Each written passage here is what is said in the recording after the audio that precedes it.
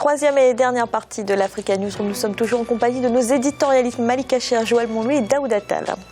Et tout de suite, 17 milliards de francs CFA, c'est le montant qui manque au Burkina Faso pour l'organisation des futures élections, dont la présidentielle, qui doivent mettre fin à la période de transition. Pour combler ce déficit, l'État burkinabé compte notamment sur ses partenaires financiers. Ibrahim Ndiaye. Le Burkina Faso à la recherche de 17 milliards de francs CFA pour l'organisation des futures élections. Le gouvernement avait annoncé avoir besoin d'environ 60 milliards de francs CFA pour l'organisation des futures élections. Le pays avait lancé un appel à ses partenaires pour lui venir en aide. Si des réponses favorables ont permis de faire un pas vers l'organisation des élections, il manque encore aujourd'hui 17 milliards de francs CFA. Une réunion du groupe international de soutien à la transition s'est tenue il y a quelques jours en Afrique du Sud.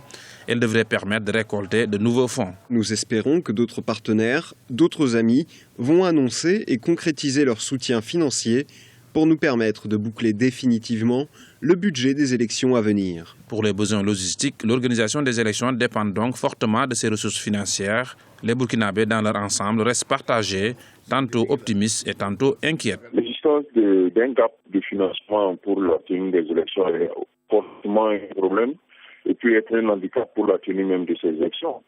Étant donné que ces aspects logistiques, on ne peut pas les éviter. Il faut vraiment les moyens pour déployer le personnel, déployer le matériel électoral, la sécurité. Donc, il faut de l'argent pour le faire. Mais je pense également que le gouvernement est appuyé pour rechercher auprès des partenaires au développement du pays ce gap de financement qui existe toujours. Quoi que l'on puisse penser que s'il y a quelques mois de l'élection, on a encore ces difficultés, ça peut être une difficulté majeure. Et d'ici quelques temps, on sera peut-être obligé de poser la question du prolongement de la transition. Rappelons que le scrutin présidentiel et les élections législatives sont prévus le 11 octobre 2015. Quant aux municipales, elles auront lieu le 31 janvier 2016. Daouda, que vous inspire ce manque de financement pour le Burkina Faso à quelques mois seulement des élections, 17 milliards de francs CFA? C'est difficile pour le pays, effectivement. Bon, moi, j'ai une position à la fois tranchée, à la fois subtile, on va dire. Pourquoi ? Parce que tout simplement, pour les pays qui ne sont pas en crise, aller demander de l'argent pour pouvoir organiser des élections, ça me paraît quand même pas normal, parce que c'est une question de souveraineté après. Sur la chose qui est la plus grande expression d'une démocratie, la plus grande expression de la souveraineté d'un pays, aller demander de l'argent pour exercer cette prérogative, entre guillemets, ça me paraît quand même pas normal. Maintenant, à la décharge du Burkina Faso, qui sort d'une crise, et donc pas de politique de développement à long terme, pas de vision à long terme, les comptes du pays ne sont pas renfloués comme il faudrait, donc là c'est une présidence de transition, c'est même pas un président normalement élu, etc., qui peut dérouler son plan de développement. Donc on peut comprendre qu'il manque de l'argent dans les caisses de l'État, de façon à ce que l'État sollicite ses partenaires pour organiser les élections. Espérons qu'après la période de transition, les prochaines élections seront totalement assumées par le pays. Malik, est-ce que ça pose un problème de souveraineté ? C'est une thèse qui a été avancée par Daouda et qui est compréhensible. Je pense que là, on est dans l'urgence. Donc, je pense que là, on ne peut pas trop évoquer le principe de souveraineté. On est dans l'urgence, mais la solidarité africaine doit primer. Et l'Union africaine doit être plus réactive, et j'espère qu'elle se servira de ce précédent qui va devenir, je l'espère, un précédent burkinabé pour la prochaine fois, quand elle sera confrontée à des situations pareilles, de mettre en place les mécanismes pour permettre justement à ces financements d'arriver. Je pense qu'il n'est pas concevable pour un pays africain de demander une aide extérieure hors Afrique. C'est une position de ma part, elle peut être partagée ou non. Je pense que c'est justifié au regard de la situation au Burkina Faso. La situation est urgente. L'Union africaine, c'est, je pense, la première concernée pour permettre la tenue de ces élections dans le calme et dans la sérénité. Joël, que pensez-vous de cet appel aux partenaires internationaux ? Je pense que je suis à peu près à la fois d'accord et pas d'accord avec Malik. Effectivement, on est en présence d'une urgence qui nécessite justement cet apport de fonds sur les 60 milliards qu'ils devaient avoir. Ils en ont quand même déjà, je vais essayer d'être positive, ils ont déjà récolté 43 milliards à ce jour. Donc, plus que 17. Il n'empêche, il leur reste un certain nombre de choses, et notamment de fonds à trouver, et toutes les bonnes volontés sont bonnes à prendre. Je pense que le président Hollande également a indiqué qu'un certain nombre d'éléments de logistique pourraient être apportés. Je pense qu'il n'y a pas de raison, que le pays refuse cette aide si ça peut, en définitive, l'aider à mener à bien cette élection. Merci. Dans l'actualité également au Nigeria, des scandales de fraude portant sur un montant de 8 milliards de naira, soit 40 millions de dollars, ont conduit plusieurs responsables de la Banque centrale devant la justice. Des scandales qui, pour beaucoup de Nigérians, traduisent la profondeur des pratiques de corruption dans le secteur bancaire. Emmanuel Milimono. Plusieurs hauts responsables de la Banque centrale du Nigeria et certains prêteurs commerciaux accusés dans un vaste scandale de corruption. La Commission des crimes économiques et financiers a récemment livré plusieurs présumés complices de cette affaire à la justice. Leur arrestation est en rapport avec une présumée remise en circulation de 8 milliards de naira, soit 40 millions de dollars, destinés à être détruits. La fraude présumée a été découverte en septembre 2014 quand un contrôle de routine a révélé des irrégularités dans la ville d'Ibadan, au sud-ouest du pays. 6 fonctionnaires de la Banque centrale et 16 agents commerciaux de la banque sont accusés. Le montant en cause est assez important, de sorte qu'on commence à se demander pourquoi ce lieu. Pourquoi ces personnes? Sont-elles les seules concernées? Parce que je commence à penser que si une telle fraude peut avoir lieu, il y a donc un contrôle énorme à effectuer. Le contrôle ne doit pas se limiter juste au niveau intermédiaire. La Banque centrale retire régulièrement des vieux billets de la circulation pour les remplacer par des plus neufs. Même si ces phénomènes n'affectent pas directement le taux d'inflation dans le pays qui tourne autour de 8,7% depuis le mois d'avril, il peut cependant avoir d'autres conséquences. Il pourrait notamment jouer en défaveur de la banque en ternissant sa réputation et affecter les taux du secteur bancaire. Il y a des implications sur l'économie, parce que l'argent qui est censé être détruit est en fait remis en circulation. L'impact est surtout négatif dans le secteur bancaire. Lorsque l'argent est retiré de la circulation, cela peut affecter les taux d'intérêt lors des prêts parce qu'il se pose un problème de liquidité. Mais la banque retire l'argent et le remet dans le système à son propre compte. En 2003, le Nigeria a mis en place un organisme de lutte anticorruption en réponse notamment à la pression internationale contre le phénomène de la fraude. Mais la justice reste encore critiquée malgré une série d'arrestations très médiatisées rapportées dans les journaux. Joël, quel regard portez-vous sur ces scandales en chaîne au sein de la Banque centrale du Nigeria ? Alors effectivement, la première chose qu'on peut se dire, notamment pour ceux qui ont des avoirs dans cette banque, c'est à qui fais-je confiance ?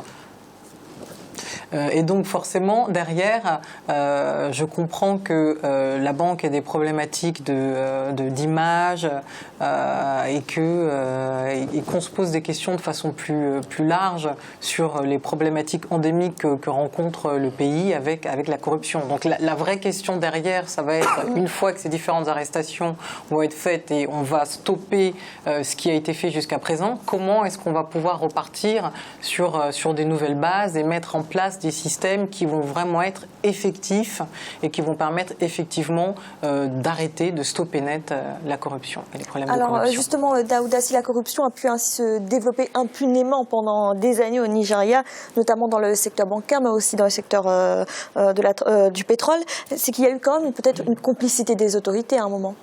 Ah oui, la corruption gangrène le Nigeria et de l'intérieur. Ça on le sait. Au niveau des autorités publiques, il y a quand même eu des cas d'accusation de corruption, etc. Et d'ailleurs, pour une banque centrale, Fanny, c'est quand même assez complexe. Il ne faut pas, puisque la Banque centrale, c'est dans un pays, c'est l'outil qui doit inspirer confiance, c'est l'outil majeur de l'économie. Donc, si elle est infiltrée comme ça, entre guillemets, par des gens qui pratiquent la corruption, c'est quand même pas un bon signe pour le pays. Mais je pense que le président nigérian, Muhammadu Buhari, est en train de lutter contre ça, justement. Et dans les années qui viennent, espérons que tout ça puisse être combattu, notamment dans le pétrole. Et je vais en terminer à ce niveau-là. Et on estime, par exemple, le pétrole volé, le prêt de pétrole qui passe par des circuits non officiels représente en gros le double de la production totale du Ghana, selon certaines études. Donc quand même, ça montre bien la profondeur du mal et il faudra le combattre. Alors en parlant de pétrole, Malik, on se souvient de l'affaire des pétrodollars manquants en 2014, qui concernait à la fois la compagnie pétrolière nationale et la Banque centrale. Alors comment procéder à un nettoyage de ces secteurs au Nigeria? Difficile parce que là, ça touche les institutions publiques. Très complexe. Là, c'est un vain mot, ce que je veux dire. Enfin, c'est quelque chose on le répète souvent, c'est la volonté politique. J'espère que l'arrivée de ce nouveau président, qui a l'air quand même déterminé à lutter contre la corruption, va régler ce problème. Parce que c'est typique aussi des États pétroliers, ce problème de corruption. Quand vous avez un pays qui, justement, a des rentrée, une manne financière qui arrive comme ça brusquement grâce à l'envolée des cours notamment, il y a des dérives, il y a des devises qui partent en dehors du pays et qui sont captées par des fonctionnaires même du pays. Donc là, j'espère que il n'y a qu'une réponse possible, c'est la répression. J'espère que ce procès va être un exemple. Je ne remets pas en cause, il y a quand même la présomption d'innocence quand même qu'il ne faut pas toucher. Mais j'espère que ce procès, s'il est avéré que ces fonctionnaires ont fraudé, j'espère que ça servira d'exemple. Là, je pense qu'au Nigeria, c'est nécessaire et dans d'autres pays pétroliers, et j'en connais beaucoup, qui devront s'inspirer, je pense, du Nigeria.